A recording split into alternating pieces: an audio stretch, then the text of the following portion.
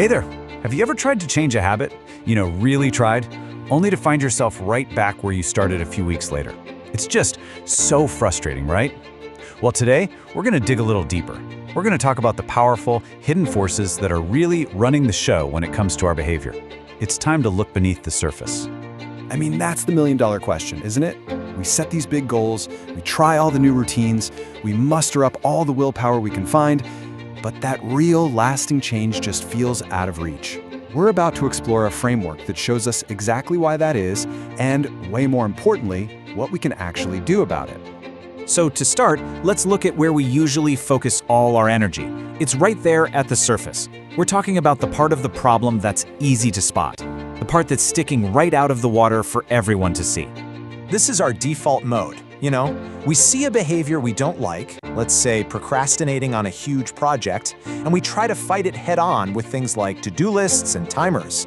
But here's the thing, that's like trying to get rid of a massive iceberg by just chipping away at the tiny piece you can see.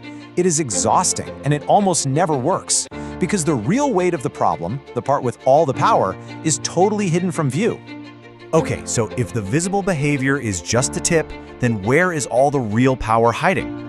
Well, it's time to take a dive below the waterline and look at the massive, invisible foundation that's actually controlling everything that happens up on the surface.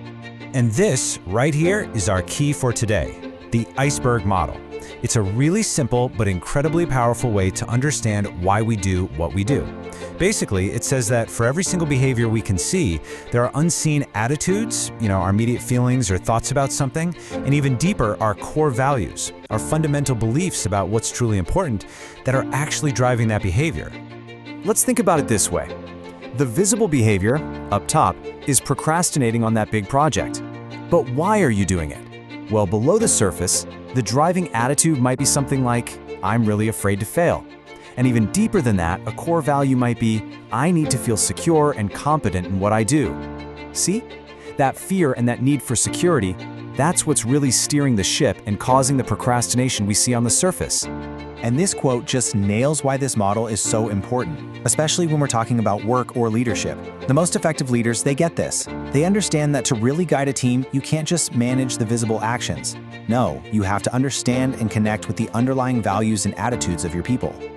When those three things, values, attitudes, and behaviors, are all lined up, man, that's when you get real momentum. So here's the big takeaway. If you really want to change a behavior for good, you have to stop wasting your energy on the tip of the iceberg. You've got to go deeper.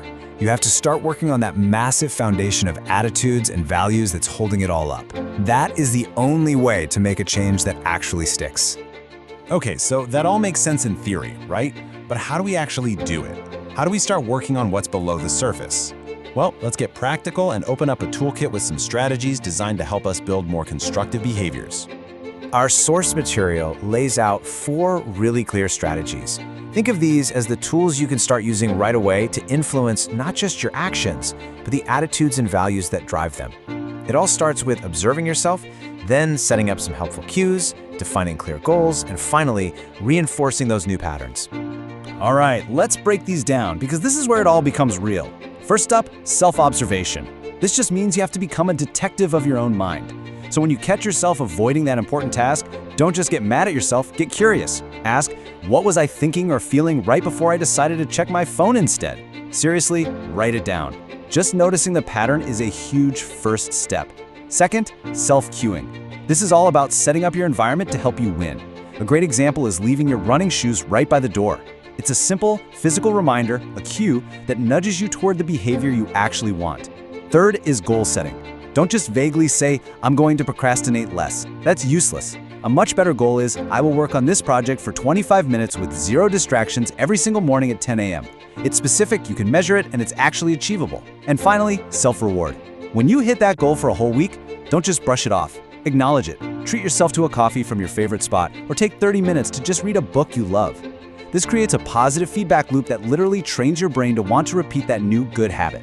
So, now we have the model and we have the tools. And this isn't just some interesting theory. This is a practical map that you can use to navigate your own personal growth and even become a more thoughtful and effective leader for other people. If you remember just one thing from all of this, please let it be this.